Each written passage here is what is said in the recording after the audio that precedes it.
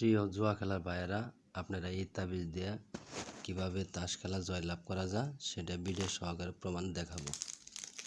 লক্ষ্য রাখেন কিভাবে খেলি।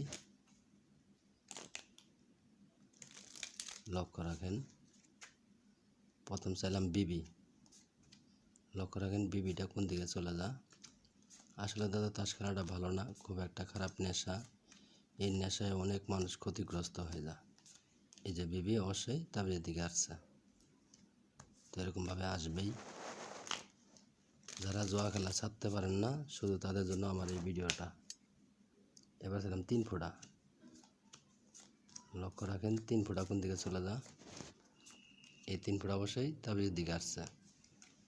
যারা জুয়া খেলা ছাড়তে পারেন না শুধু তাদের জন্য ভিডিওটা, এবং ভিডিওটা ভালো লাগলে চ্যানেলটা সাবস্ক্রাইব করে সাথে থাকবেন। 8 ফোঁটা চাইলাম, দেখেন 8 ফোঁটা কোন দিকে চলে যা।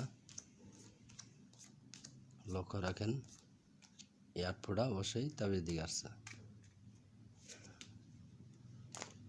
তো আসলে দাদা যারা জুয়া খেলা ছাড়তে পারেন না শুধু তাদের জন্য ভিডিওটা, এবং কি এই তাস খেলাটা যারা খেলেন না তাদেরকে বলবো খেলার দরকার নাই।